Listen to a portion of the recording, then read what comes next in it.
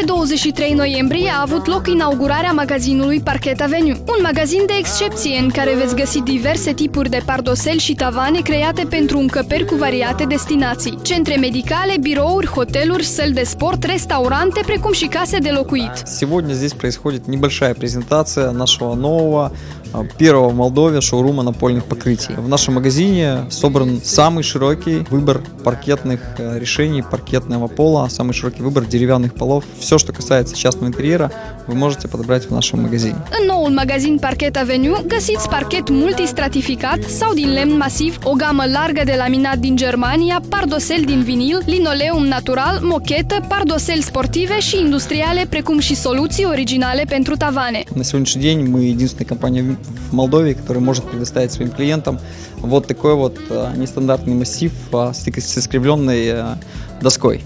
То есть это массив, который на 100% повторяет натуральные линии живого дерева на полу. Мы выводим на рынок новый продукт, новое решение по потолочным системам. Это решение компании OVA. Это довольно крупный немецкий производитель потолочных решений, который любезно согласился с nami работать, опять же, на условиях эксклюзива. La deschidere au fost prezenți mai mulți designeri ai unor întreprinderi private, prieteni ai companiei Excons Group, precum și partenerii acesteia. Ei au apreciat pozitiv gama vastă de produse expuse în noul magazin. Все очень красиво, очень профессионально, на самом высоком уровне. Для Молдавии это очень показательный пример. Здесь как бы ребята сделали акцент именно на то, чтобы у них было что-то новое.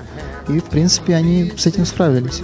Produsele sunt foarte interesante, cu un rang de calitate foarte înalt, o gamă foarte largă, ca coloristică, ca materiale pentru interioare. În magazinul Parket Avenue sunt prezentate mai multe produse exclusive, precum parchetul masiv care imită perfect liniile naturale ale lemnului, laminat cu un nivel de zgomot redus cu până la 60% față de alți producători de la producătorul german de pardosel din lemn, compania Haro, parchet din lemn masiv din măslin, din cele mai необычные формы и culori și altele.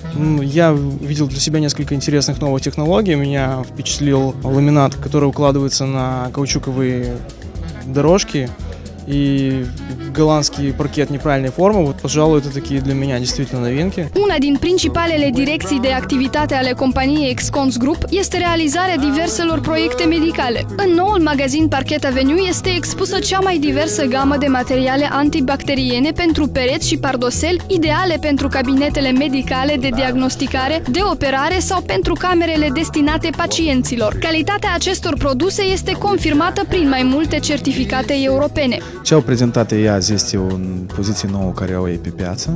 Noi am colaborat până acum în domeniul linoleumului, în special medical. Cerințele lor ca produse și ca lucru, ca execuție a lucrărilor sunt din altă calitate. Eu le urez lor succes în continuare, să crească și să mențină același nivel de calitate care l-au până acum. Compania activează pe piața Moldovei din anul 2009, dobândind succese considerabile de-a lungul timpului. În această perioadă, compania a realizat peste 50 de proiecte în mai multe domenii, cum ar fi centrul de afaceri Panorama, complexul administrativ al companiei Agro Management Group, complexul de producere Endis Pizza, magazinul Molcel, cluburile de noapte Flamingo și Fashion, complexul sportiv Niagara Orange Fitness și multe centre medicale. Compania Excons Group este reprezentantul exclusiv al celor mai mari producători mondiali de pardosel, cum ar fi Armstrong, Haro, Grabo, Tomo, Vitex, Friul Parket, Depino și multe altele.